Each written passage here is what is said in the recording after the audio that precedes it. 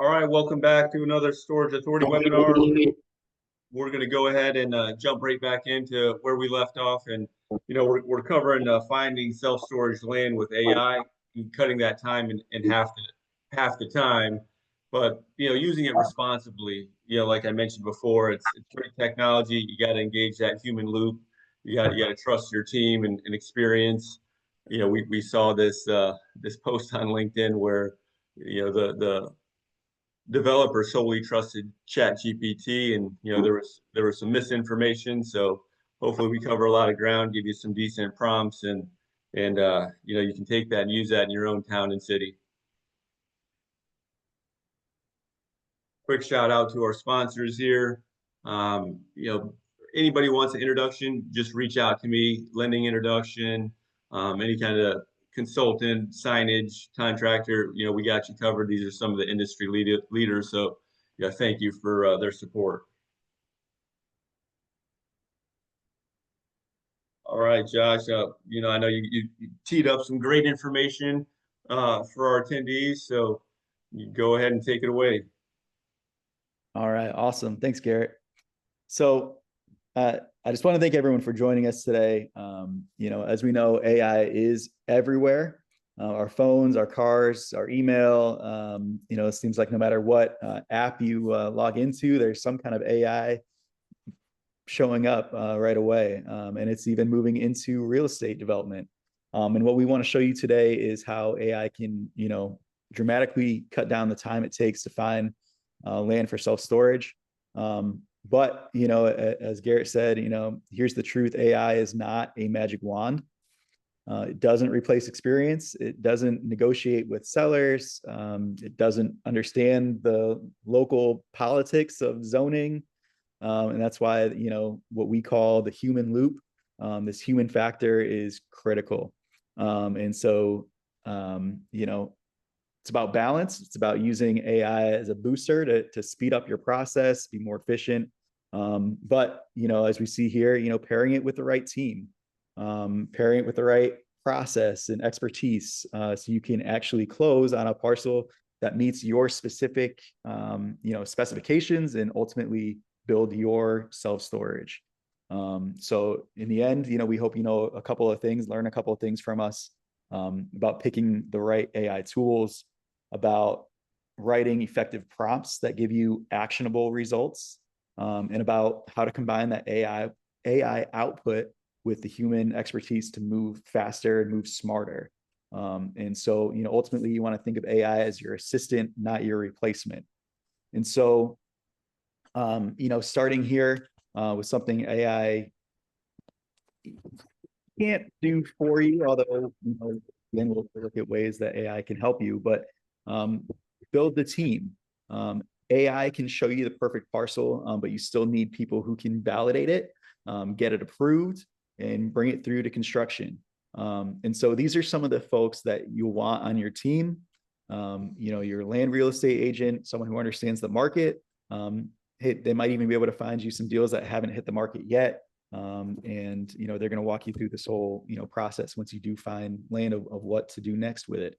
Your civil engineer or surveyor, they're going to catch those physical limitations that AI maybe can't. They're going to verify maybe some of what AI thinks in terms of wetlands and slopes and easements, things that are hard for AI to really know for sure.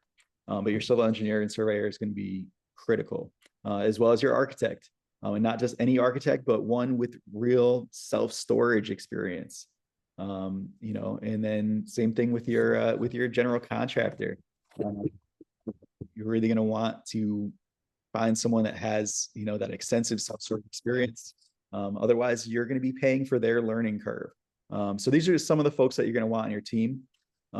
Because remember, AI is going to get you there faster, but the team is what's going to get you across that finish line.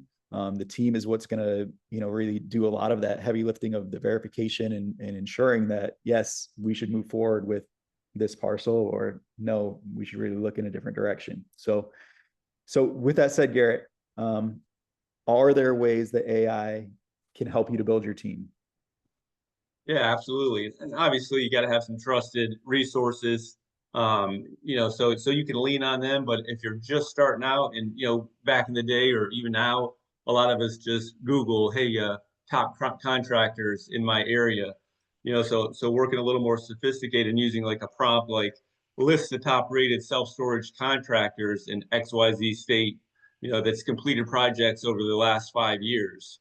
And this will definitely cipher through, the contractors that are doing work, pulling permits, and at least give you a better pool to choose from. And this is if, you have no, consultant, nobody holding your hand like a franchise team or anything like that. So you're just starting out and you're really looking to put your team together. You absolutely can use prompt engineering to build your team. Yeah, so it sounds like you're using AI as a filter. Absolutely. It's kind of doing the heavy lifting for you. Who's get mentions the most, whether good work, bad work, negatives. It just, it rips through all that language and then, serves it up to you to where you can kind of digest it on a one-on-one basis. Awesome. So a good segue to you, Josh, is, why use AI? Why not just brokers, LoopNet, Crexy, CoStar, like everyone else? Great question. And so here's why. Here's the problem with the brokers and LoopNet and doing it like everyone else, doing it what I'll kind of say the old school way, maybe. The traditional land searches are slow. It can be overwhelming. Um, you're juggling zoning maps and listings and demographics and traffic counts and competition reports, all this data, all this information that you're trying to juggle, and you may even be doing it with paper, right? You have this whole stack of paper of all this information, and it's just slow. It takes time, considerable amounts of time to pull it all together, and sometimes you may miss out on parcels because you don't have the time to really do all the work and heavy lifting, or someone else snatches it up before you because you just took too long or your team took too long. So you may be missing out on opportunities, and more importantly, brokers and LoopNet, Crexy, those things, they're not going to find you those off-market properties. And more often than not, those off-market properties are where the best deals are found. And finding those off-market properties can be incredibly time-consuming. And so this is where AI shines. It can filter, like we said with building your team using that filter. It's the same here. It can filter by acreage, zoning, price, population, radius, and it can do it in seconds. It can layer demographics. For example, show me 5-acre parcels within a 3-mile radius of at least 25,000 people. You can add in traffic data or proximity to highways or major roads. It can look at opportunities that, other people may overlook. Property that may, look odd on paper, but might fit once you dig a little bit deeper. It can help you amass large quantities of complex data and then analyze them. So for example, it can build a mini database of properties, let's say 150 offline properties that meet, X, Y, and Z criteria that you specify. And then it can take all those properties and put them into a spreadsheet for you. And then it can analyze the spreadsheet for you and then put them in order of best to worst. The goal isn't to let AI do the thinking, but it's to let AI do the grunt work. So you can focus your energy on those high value deals, those best qualifying properties, and quickly be able to say yes, no, maybe to a large stack of properties. Yeah, quick prompt I wanted to share here, Josh, is this is a good one to try, and for everybody listening, show me self-storage zone parcels in XYZ county over 5 acres, price under 2 million on a busy road. Simple, but it's just the inputs are going to give you the outputs. So the more clear you are, the better outputs you're gonna, and sometimes that has to be redefined as the um, AI model, serves you up the output, you got to bring a little more clarity and a little more clarity. And then you have to, validate that, once it comes in. Yeah, that's a great point because, AI is going to learn with you. And so you might start with a really simple prompt. And we'll see this here in a little bit, but you might start with a really simple prompt and then AI will say, okay, do you want me to do A with that prompt, or do you want me to do B with those results? And then you can really get granular from there. And kind of every time you give it a prompt and it gives you a result, it'll give you an option for something to do with that result to make it better, to refine it, to change it. Was it not what you're looking for? Do you want to do something different? Do you want it to build a tool from that result? It'll give you a lot of options, and it will really learn what you're looking for, and in better you'll get better results from those refinements. So we already know there's no shortage of AI tools out there, and that's where you can kind of get stuck or freeze or not really know which direction to go, which one is best. And so here's just like a kind of a simple breakdown of just three, kind of leaders out there. There's a ton of them, and we're not going to go through all of them, but these are a couple of really, really common ones. And so we've got, Grok, which is more of a deep search AI. It's good for visuals. It's really good for like image creation. And so it's kind of one you might want to stick in your back pocket for once you have your self storage open. It can be really powerful for doing like marketing and that sort of thing, and kind of content creation. Social media posts and that sort of thing. Not so good in our context of finding land, in my opinion. We've got Gemini. It is great for text analysis. If you've got 200 pages of zoning regulations, Gemini might be one you want to pop those 200 pages into and ask it to summarize it for you. It can even put it in like a podcast audio form so you can listen to it. You can ask it for the highlights. You can ask it to go through and find every instance that self-storage is mentioned, and it'll pull those specific passages. So Gemini, great for text analysis. Again, useful for some things, but maybe not the best place to start. ChatGPT is what we're going to be kind of focusing on today. That's the tool that I use in preparation for this. And it's kind of more of an everyday use kind of tool. It's great for research, analysis, and iterating prompts and creating more prompts and changing your prompts and refining your prompts. So you don't need to master them all. Start with one you're comfortable with, and then branch out. You really need to think of these as kind of a toolbox. A hammer isn't better than a screwdriver, but it just depends on the job, which one you're going to need. And so, like I said, for the purposes of this webinar, I use ChatGPT. I used the free version. You're going to want to pay, no matter which platform you use, you're going to want to pay the 25 or $20 or whatever it is, that you're going to use. Here's what I found out using the free version, and why you should really pay. There's restrictions on content, specifically when it comes to like creating tools like Excel sheets and PDFs. At some point it's going to cut you off and say, try again tomorrow. You've used all your time up, or your credits or whatever it calls you. You've used all you can use for today. Come back and try again tomorrow. That can be frustrating. I did run into that a couple of times. Like I said, when I was trying to create Excel sheets and PDFs and tools. The other thing is speed. The free version can be very slow.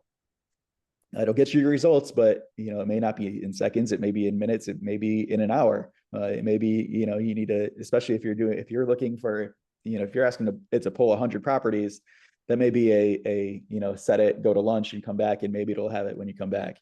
If you're asking for 5 properties, all right, it might be able to do that in just a few minutes. But the paid versions are far more powerful. They're going to give you better results, and they're going to be much faster. So whatever platform you choose, you're going to want to pay. Go ahead and pay for it. You'll thank me later. Yeah, Josh, on that one too, like, so those ones you mentioned, obviously ChatGPT is the big one. I think that's like 65% of the market share.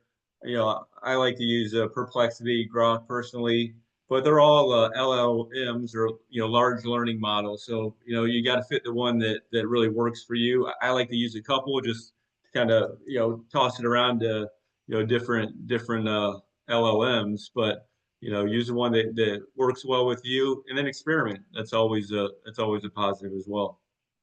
Yeah, absolutely. Yeah, if you if you're not getting the results that you're wanting, or it's just not working for you, go ahead and try a different one, and it might be more comfortable. It might just give you better results. Don't be afraid to try something different, because they're all extremely powerful. So, tips for building your AI prompts. Your AI prompts is where the magic happens. AI is only as good as the instructions that you give it. So, if you say something, really generic, like find me land in Connecticut, you're going to get really generic, kind of garbage results, really. It's just not going to give you what you want. And it's going to be overwhelming if it's just too broad.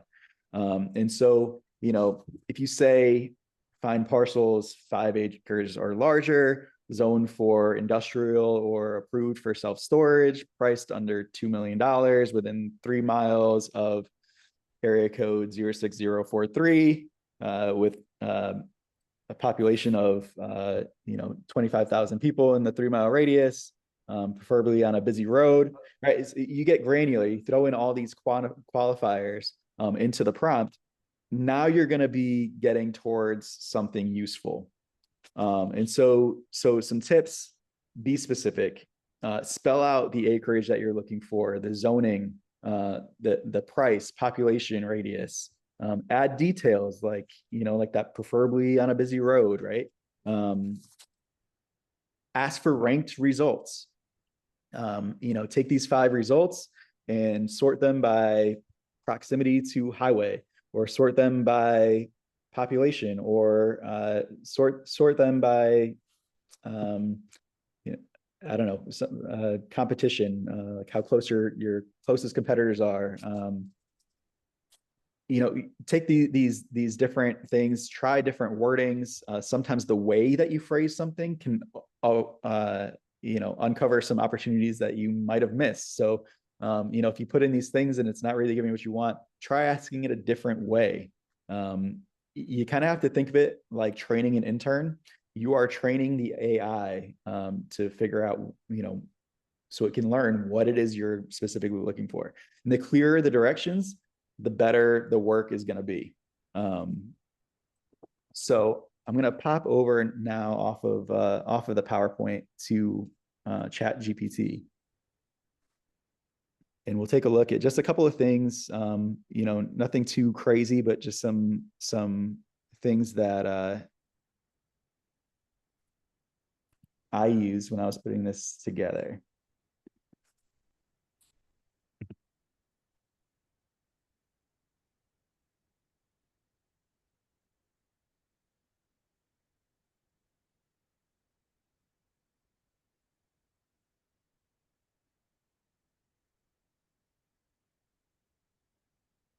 All right, so we can look now at Chat GPT here. And so I started really broad. Well, I shouldn't say really broad, but fairly broad. And I just started with this prompt. I'm looking for parcels of land in central Connecticut to build self-storage, 5+ acres, under $2 million, zone self-storage, 3-mile population of over 25,000 people on a busy road. How can AI help me find the land parcels I'm looking for? So it gave me some tips for how AI can, help me find it. And so, here's some different ways AI can help. All right, great. Now what? Great, here's AI again. If you'd like, I can set up a process for you. Pulls together parcels. You want me to do A or B? Let's start with A. Find available land parcels. So it's going to show me how to find these land parcels. and the steps to do it. It's going to create me an Excel template. Okay, that's awesome. Create me a little tool. And now, all right, find me 5 parcels to look at. So walk me through the steps of how to, and then now it's going to find me 5 parcels. So it pulls these 5 parcels, these candidate parcels. All right, some of these look great. Some of them look not so great. What's next? Gives me some things to narrow it down for me. Wants to help me narrow it down.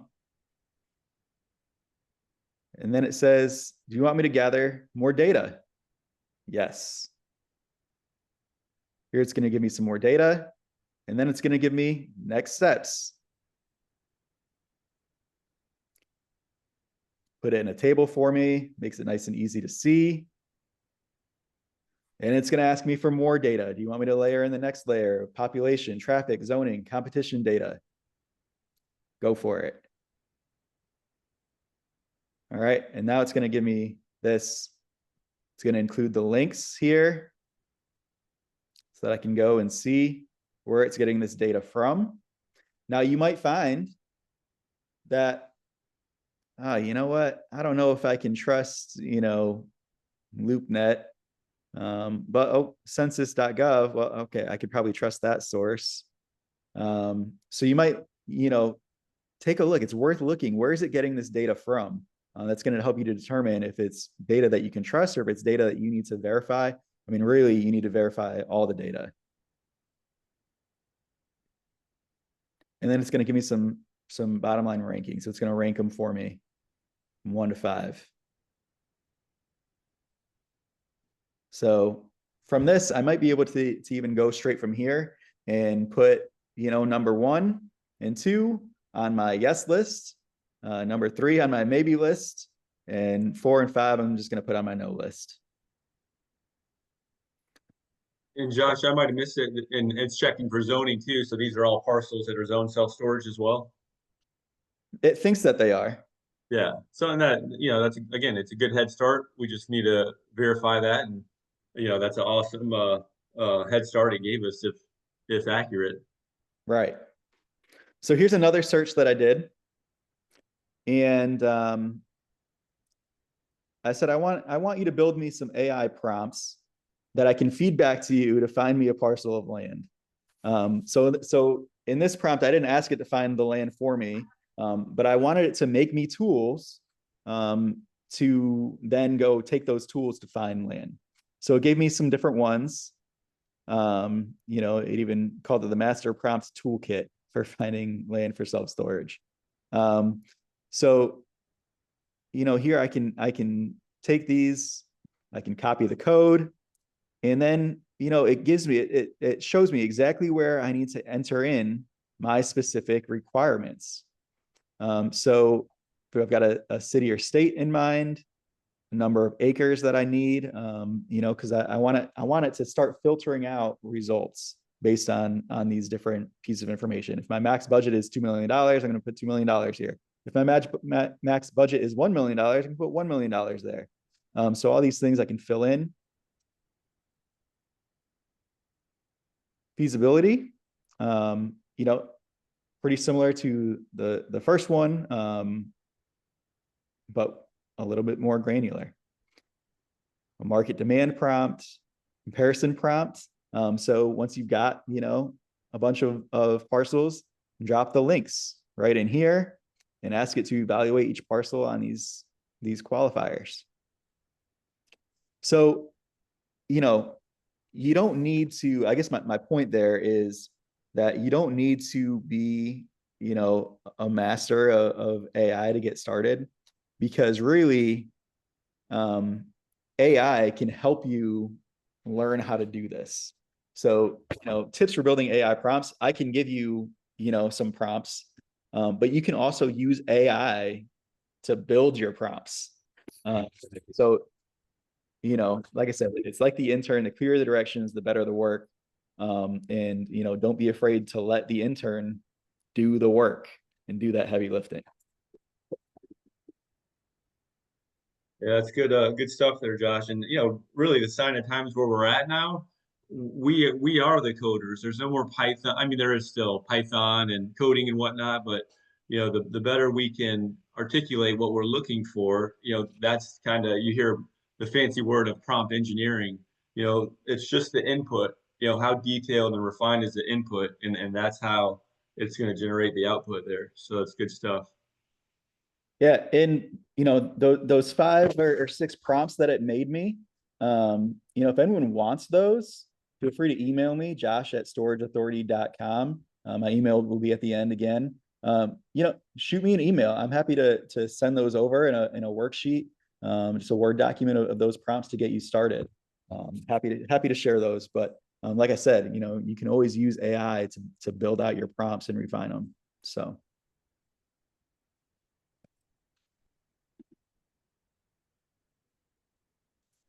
All right. So you've got these prompts, but now you need to know what to put into the prompts. And so, that's where I was talking about those qualifiers. And so, you've got to set your goals and determine your own qualifiers, because they're going to be different for me than they're going to be for you or for the guy next to me. They're going to be different maybe for a storage authority franchisee, right? Because we have, specific, qualifiers. So, before you start determining these qualifiers, use a system of yes, no, maybe. So, if the parcel is zoned correctly, if it's big enough, priced right, it's a yes. If it fails one of those, hard stops for you, then, it's a no. For me, my qualifier is 5 acres. If it's less than 5 acres, it's going to be a no, because I'm not going to be able to build a facility big enough, right? So that's a hard no. And then, if it's got potential, but, needs some creative work, like maybe it's an odd shaped parcel or, in a tertiary market or, then maybe it's a maybe, and I need to, see if it'll work, get creative with it. But without these qualifiers, you're going to waste a lot of time chasing parcels that are never going to work. AI can only filter based on the rules that you give it. So you've got to define your rules early and define them clearly, and then let AI go to work. So, again, don't be afraid to use AI to do some research on these. Maybe you need to start with doing some research with AI. Say, hey, AI, how many acres of land do I need to build, self-storage? See what it comes up with. I don't know. I haven't run that one. But you can run it and see what it says. I'm not going to get way into the weeds here on these different qualifiers and what they should be for you, because like I said, they're going to be different for each of us. But we do have, shameless plug, we do have tons of videos on our YouTube that cover a lot of these things. We've done webinars in the past about land qualifiers and finding land. I'd strongly suggest you check out our YouTube channel, and also our blog. Our blog there's tons and tons of stuff on our blog there that are going to help you to determine some of these land qualifiers. But this is going to be really big because, like I said, you're going to need to know what your qualifiers are, so you know how to plug those into those prompts to get the results that you need, so that you're not just spinning your wheels, wasting your time with parcels that aren't going to be a match for what you are looking for your development.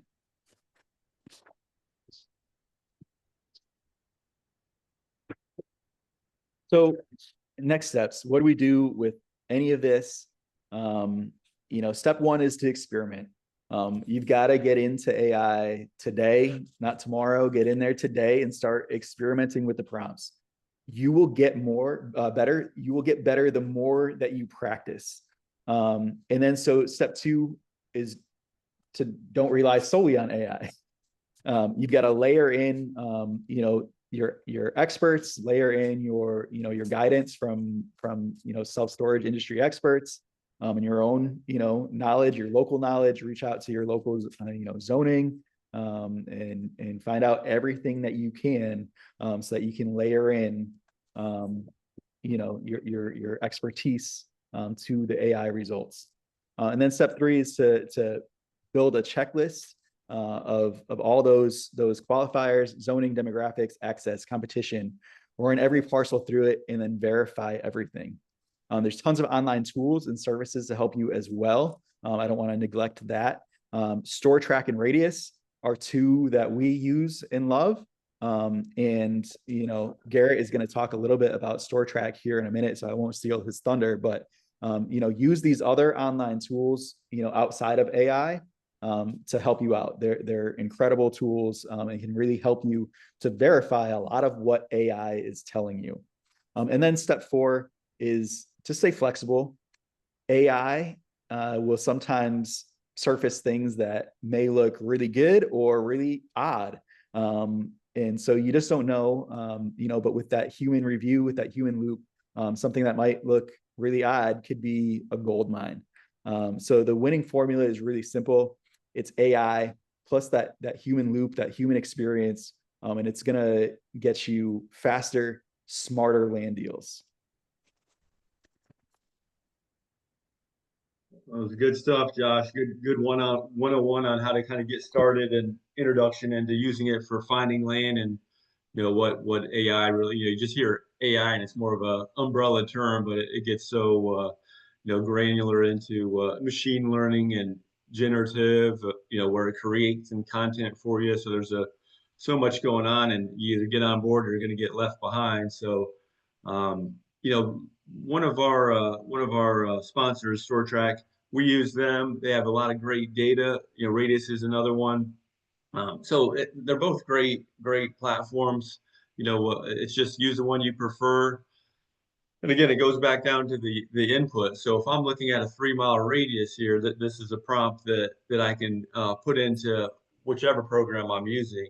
Now you're only seeing a snapshot of the market summary. So if I'm looking and I'm on a 3-mile radius in StoreTrack, it's giving me all the market summary from what you're seeing here on the screen is square foot per capita, but populations included. What are the online rates? What are the in-store rates? What's the rental percentage? What's the median income in this 3-mile radius?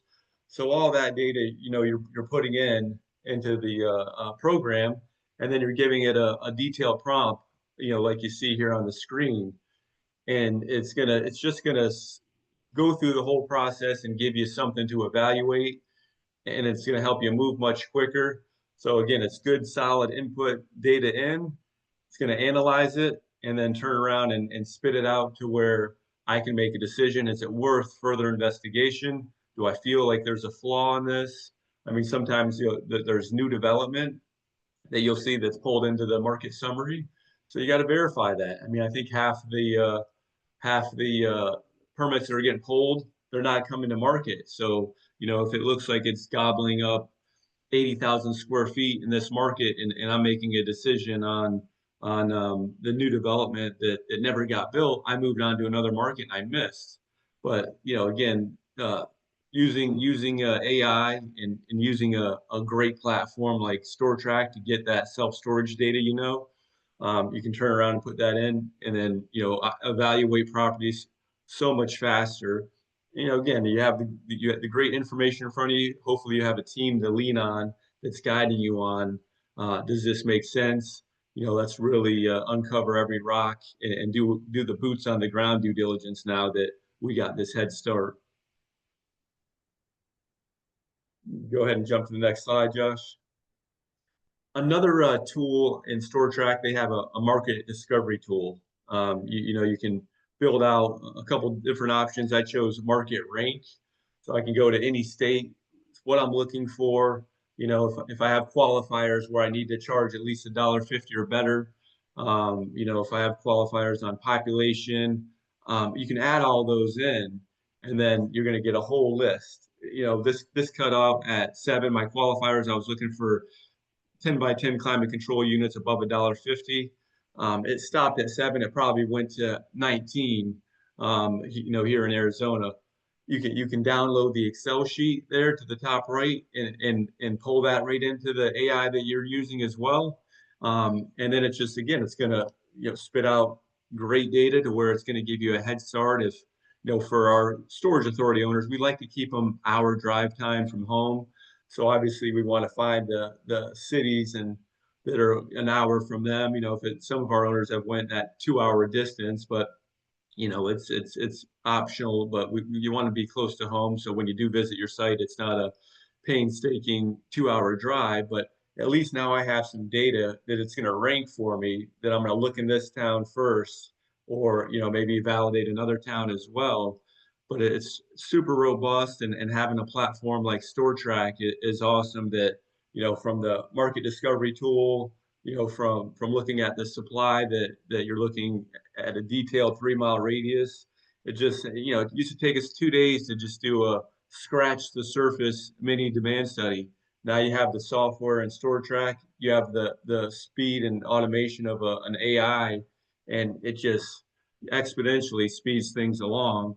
Again, you got clean data to look at. You can't count on it like it's 100% accurate, and that's where your team, your human loop of being able to evaluate a property comes into play. Speed's there, but you still need that human loop, so you don't go down a rabbit hole thinking that this is a fantastic property because ChatGPT told me it was 5 square foot per capita, when in reality it's 12. So use it wisely, definitely, but use it, experiment with it, and kind of find out what works for you, and what information you like to input, and it gives you back, how you want to read that information. So definitely, again, recommend trying the discovery tool with StoreTrack, and trying some inputs yourself, and see. Same thing with Radius. They have a compass report. You can order that, upload that right to your AI program you're working with, have it evaluate it, and then you kind of move on to the next step. And if you feel like something's off, you definitely dig down, and make sure that you verify that 3 times over to make sure information's correct. Yeah, and I think that that ability to upload to ChatGPT or to your AI is an often like underutilized tool. But you really can take PDFs, Word documents, Excel spreadsheets, whatever, export them from a source like StoreTrack, and upload them back into your, AI platform, your ChatGPT, ask it to analyze it and go from there. And really, capitalize on that. It's really powerful. It can really analyze all that information very quickly and use that information to give you better results. So don't neglect that feature for sure.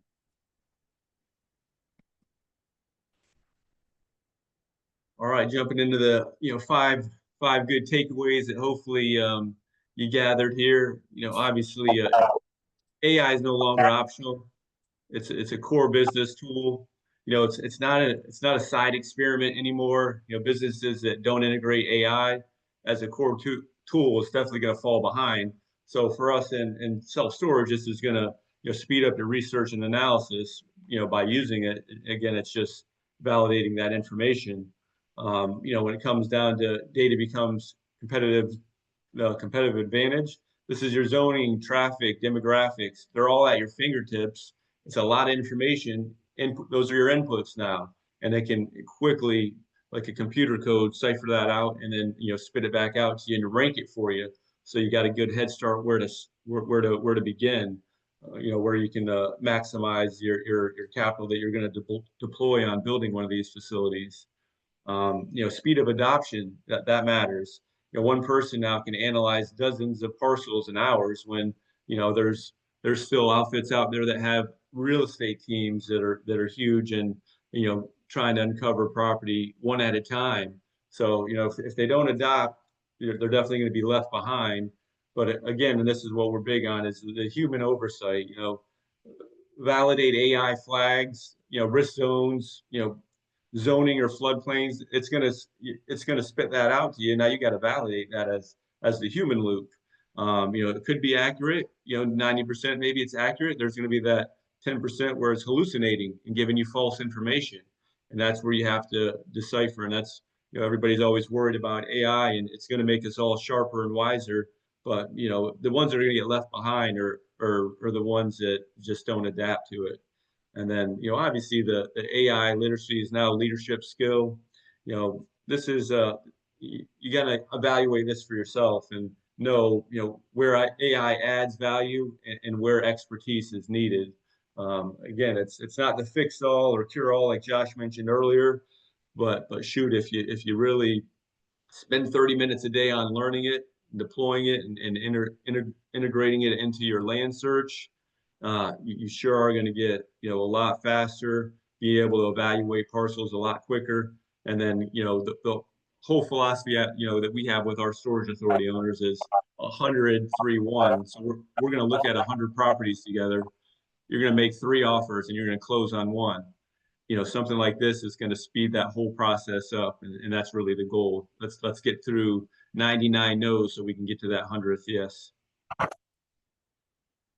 Yeah, absolutely. All right, so now we're going to open it up for Q&A. Anybody have any questions? They can unmute, or they could just throw it in the chat.